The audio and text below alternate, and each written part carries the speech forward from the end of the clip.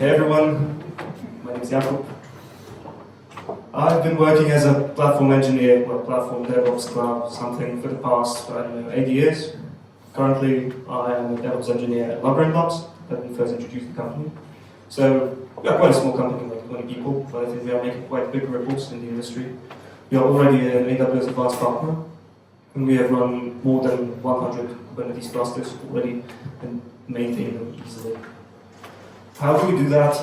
We have our own platform made in Terraform, which allows us to build environments in AWS very easily and then onboard customers' applications there quite quickly and then manage it with minimum operations.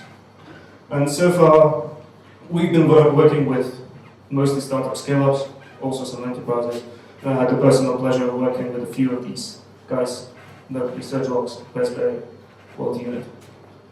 So, enough marketing, let's get to it. Seems every time I'm speaking English now, almost every time, I'm talking about scaling. So, let's get to it.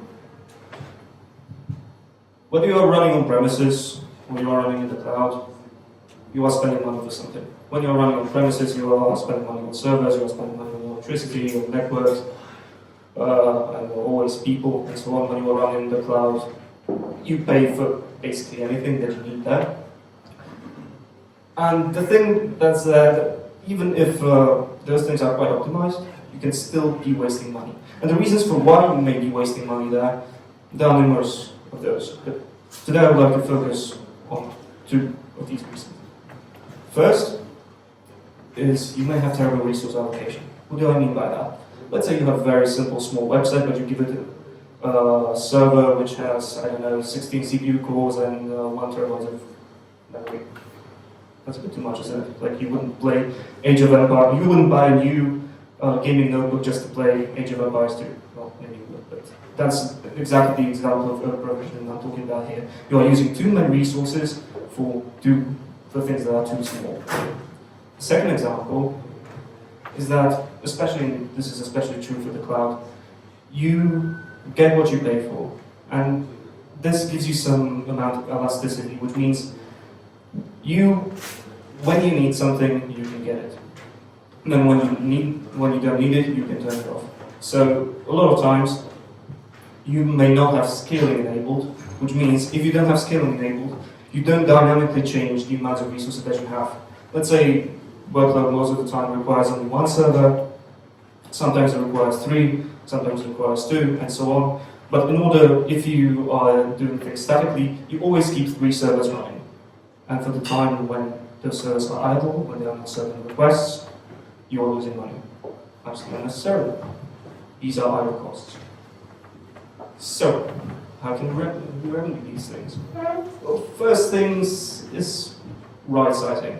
So if you have bad resource allocation, if your servers are too big or your workload is too big or too small or whatever, you can always figure out what is the problem. Are you using too many resources? Are you using too few resources based on some observability, on some monitoring metrics, and right-size your workload. So give it exactly as much as it needs for that time. Second, we have lack of scaling. So we put in the scaling. So we allow our workload to scale dynamically. Either automatic scaling is mainly based on some metrics like CPU or memory. So let's say I reach a threshold of 95% for my CPU, it gives me another server. It goes down to 30%, it takes away the server, which allows me to, well, not spend money. And the last thing which I'm going to be focusing on today is schedule scaling. Sometimes automated scaling isn't enough. Sometimes you just want to turn things off and then turn it on again when you need to. And schedule scaling is exactly for that. So what is schedule scaling? It's an automated process, so you usually don't do it on your own, ideally. There are usually tools that you use to make it happen, ideally on your own. And in automatic scaling, in auto-scaling, you usually use CPU and memory as the metrics for when you scale up or scale down. In schedule scaling, the metric is time. So let's say at 5 o'clock I want to turn something off, I turn it off. And you can use schedule scaling both to optimize costs, so to turn things off, but also to turn things on when they are actually needed. So, for example, to pre-provision in front of some or before some huge events. There are multiple things that you can do with schedule scaling. You can go all the way down to 0, all the way up from 0, or you can go somewhere in between. So let's say you need only 1 server, or you need 5 servers, and you can go in between according to when that happens. And the distinction of when you are using which thing usually depends on the kind of environment in which you are implementing the solution. So let's divide our environments into non-production and production. Non-production environments are the typical dev, test, staging, sandbox. Dev is where you develop, test is where you test your stuff, staging is where you almost production-like, but that's, for example, where you test integration with the customers, where customers actually have access, or where you demo stuff, and sandbox is just where you play. And the funny thing is, almost 60 or 70% of almost all Kubernetes workloads in the world, with some statistics, are non-production environments. And the thing about non-production environments is you don't actually need them all the time. So I want to ask, is your dev environment running right now? Raise your hands if it is.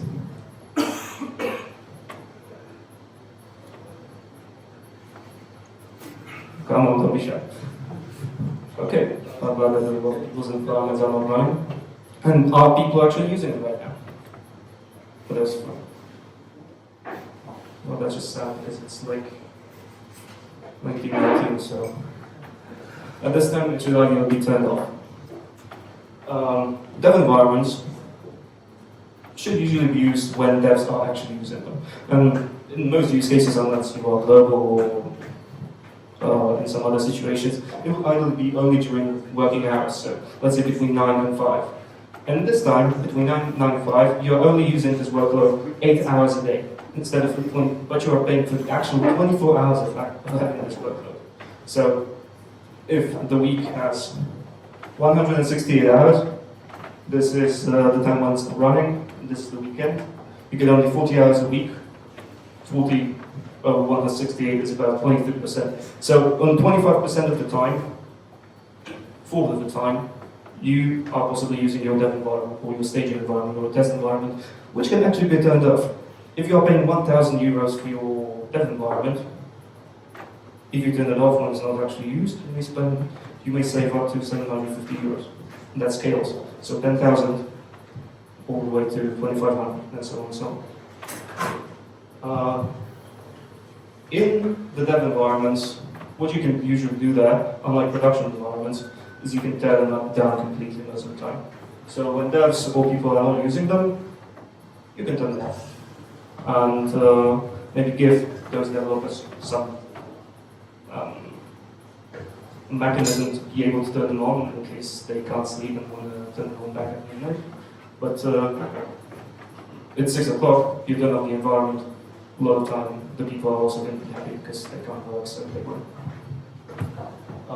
So what you can do is set it to 0, and then when you turn it on again, there are 2 options. You go back to the previous capacity, so statically, or you can go only back to 1, whatever unit, servers, pods, containers, whatever. And if you have automatic scaling also in place, you can let it do its job. So there's more load, it can give you more resources. There's less load, you can take away the resources all the way up to the desired minimum capacity that you want. Production environments are a bit different.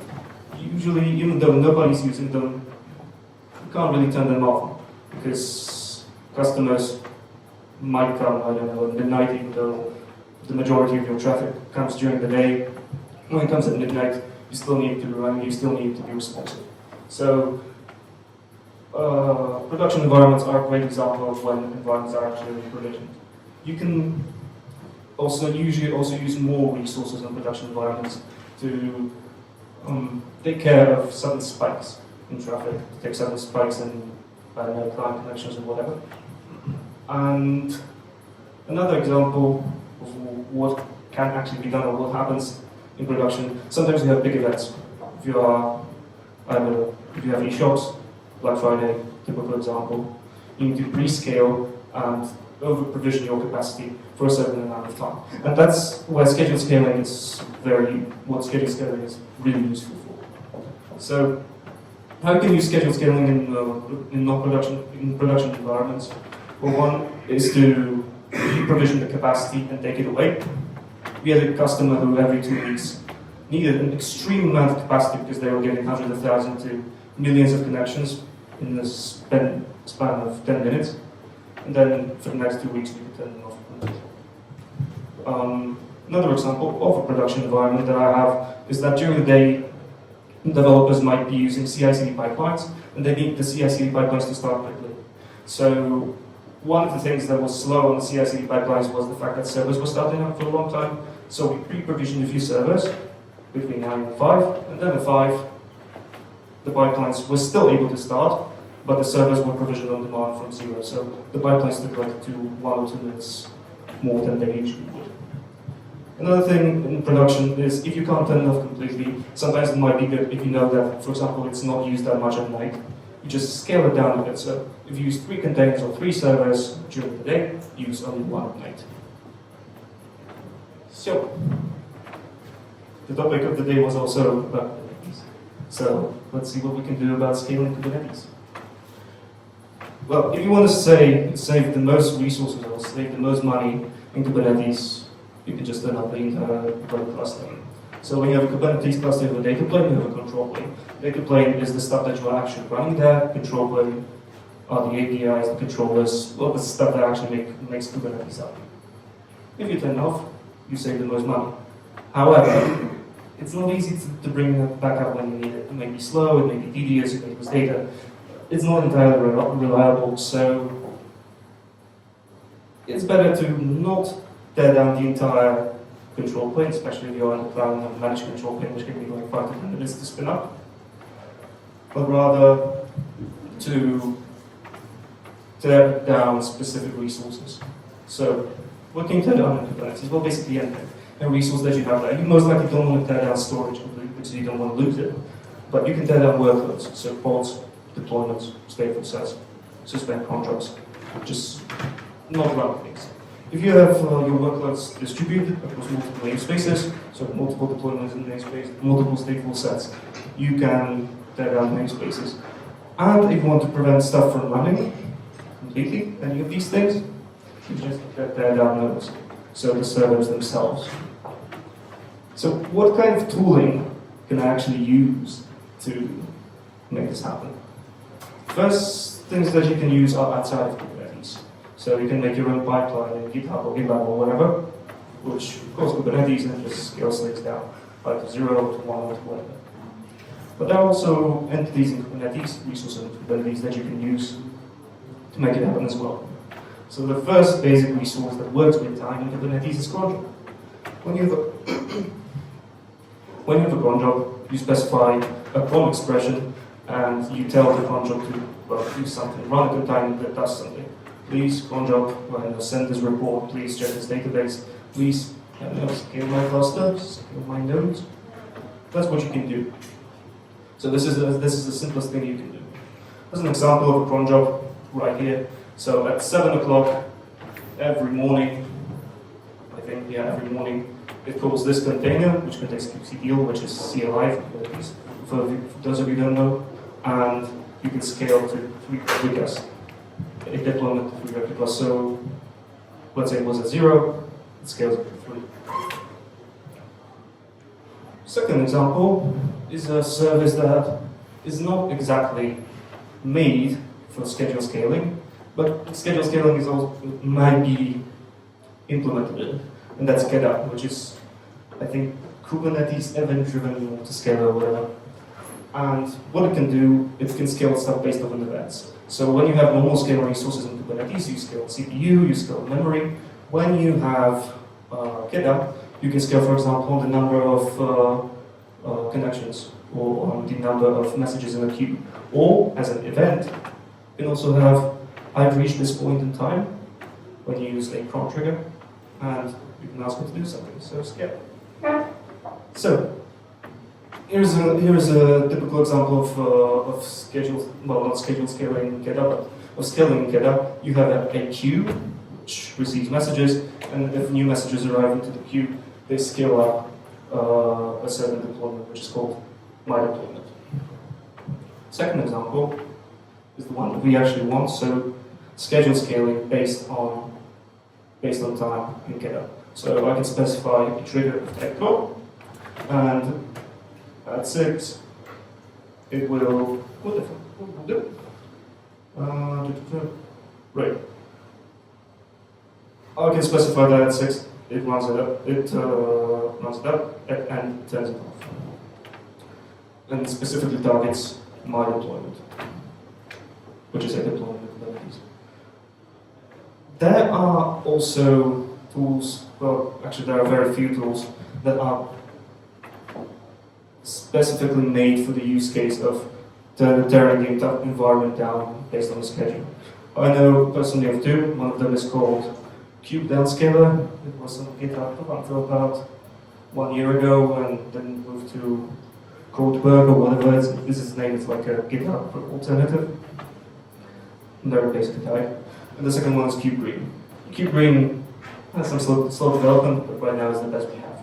And the idea of KubeGreen is turn things off, turn them back on, with the beautiful thing of taking the CO2 emissions, so you actually get some dashboards of how much CO2 you're spending based on your workloads. Right now, it only works with deployments of projects, so no stateful sets.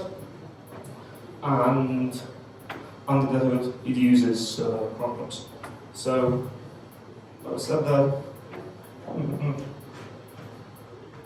One of the problems of KubeGreen is that you can't specify dependencies for resources. So first you want to turn up this namespace, you want to turn up this, you want to turn up this. You can't specify it in this beautiful flawed tool. So how can you actually use KubeGreen? So you specify when things are supposed to be running. So they are supposed to be running Monday to Friday at 8 o'clock. They are supposed to go down. At 8 o'clock in the morning, they are supposed to go up. You specify that you want a deployment with name API gateway to be excluded, so that one will not scale up. Otherwise, the rest of the projects that are specified there will be turned off. At Labyrinth Labs, in our platform, we have used this KubeGreen a bit, but it didn't satisfy all the use cases that we had. What we needed to do was to be able to turn off and turn on the environment quickly. So we built a wrapper around KubeGreen in Terraform, which we call Sleeper. And Sleeper, what it does, it starts and shuts down EKS managed nodes. EKS is Kubernetes, managed Kubernetes in AWS. Managed nodes and Carpenter nodes. So the difference between managed nodes and Carpenter nodes is that when you have managed nodes in Kubernetes, you have auto-scaling groups. When you have Carpenter, it's like a tool that calls directly the instance API, the EC2 API, that controls the instances and is able to scale much more quicker than EKS managed nodes. We use both of them for certain reasons. So, first thing that we can do that, we can specify that we want to turn off all the nodes, all the managed nodes in the system in this time range. So between 10 and 7 in the morning from Monday to Friday. So they're only useful during working hours. Second example is we can also turn off Carpenter. So we have multiple node pools which have different attributes. We can talk about that later if you guys would like.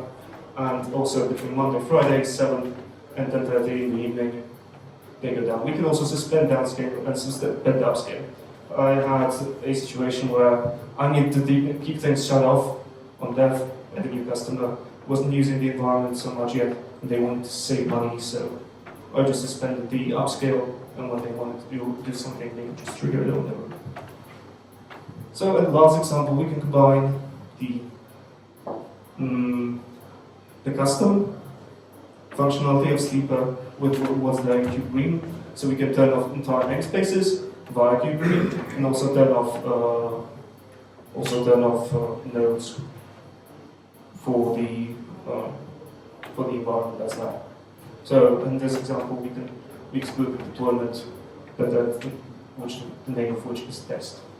So when we are talking about scaling down environments, not just for Sleeper, but also for any scale scaling, you don't just tear off Kubernetes, you don't just tear off workloads. Usually you have databases, you have managed resources, for example, Redis caches, Memcache caches, warehouses and so on, which might not be running.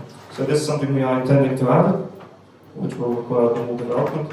It's also something you should be thinking about if you want to save your money while running stuff in Kubernetes or in the cloud. So, thank you very much. If you scan this QR code, it will take you to Labyrinth Labs LinkedIn, where we post cool stuff from the tech world. If you guys want to talk on here, thank you.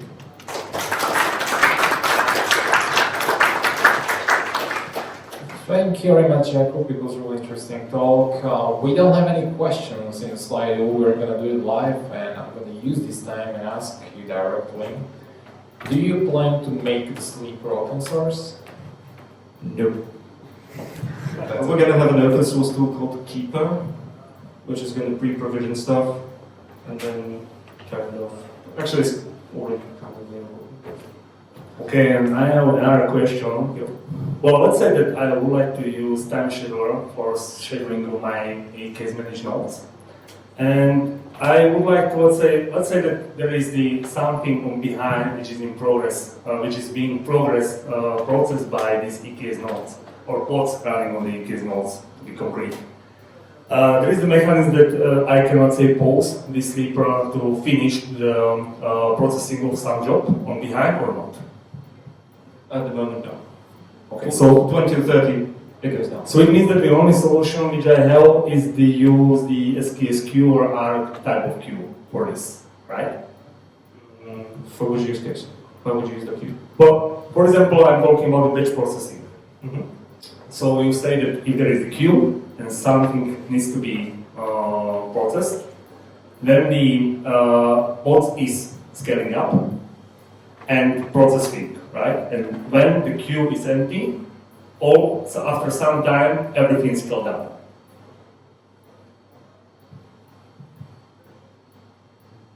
Right? Yes. I'm trying to figure out. Yeah. Okay. So I understand this topic, but I was, let's say, interested in the fact that when I want to use time scheduler and there is something being processed on behind, there is chance to, let's say, pause this scale down action. In case of Keda or in case of Sleeper, or in which case? Doesn't matter. If you have the solution for that.